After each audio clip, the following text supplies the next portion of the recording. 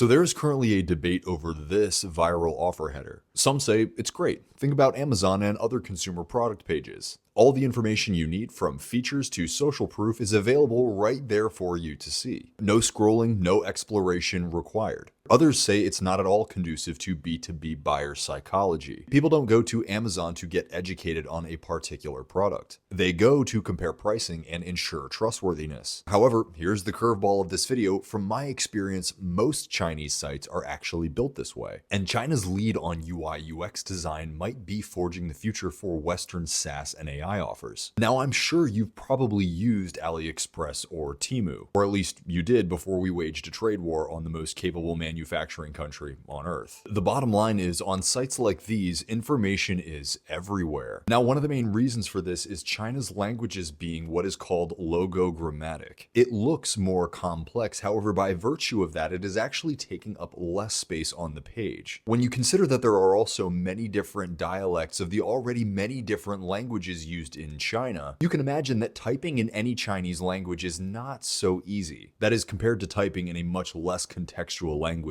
like English. Now, this means that for English primary sites, the main consumer behavior is searching, while for sites that prioritize Chinese language, the main consumer behavior that is programmed for is browsing. Western design tends to favor minimalism. Clean lines, sparse layout, very explicit communication. Now again, this comes from us in the West having a language and a culture that relies much less on context, and much more on information being conveyed very directly. China is considered a high context culture. Communication depends much more on shared understanding. Subtlety. Nonverbal communication cues like facial expression or tone. What Westerners might view as digital clutter on Chinese websites is actually not chaos at all. It's contextual richness. There are deeper cultural traits being reflected here. Collectivism, so the emphasis on group trust. Social proof, community features, and these are actually things that we'll talk about later on when we talk about Chinese super apps. Another area where Western tech firms are rapidly moving to keep up with their Chinese counterparts. Colors. Colors are much more emotionally and spiritually significant in Chinese culture. Colors like red and gold, which signify luck and wealth, are much more deliberate choices when it comes to Chinese design influence. Gamification is another factor that is much more prevalent in Chinese design. It is much more regularly implemented in platforms where you wouldn't otherwise expect it to be, like e-com or B2B offers. And again, this mirrors a cultural preference for engagement. Now, all that being said, one of the interesting things I noticed in doing research for this video was that a lot of Chinese firms are actually moving towards that more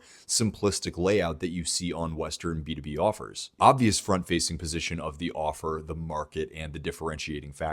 Not a whole lot of information on the page, although it should be noted, I don't actually speak Mandarin, so I'm probably not the best source to take this from. In contrast, however, super apps, or all-in-one apps that are extremely popular in China and are in many ways the basis for Chinese digital culture, are actually coming to America. Most popular social apps are incorporating shopping experiences or ways to interact with physical locations. And look, Chinese tech innovators were the first to really roll this out on a mass scale. Now, I figured one of the best ways to continue this conversation would be to cover Sam Altman's new project, Worldapp. So if you find conversations like this about innovative tech design interesting, hit that follow button.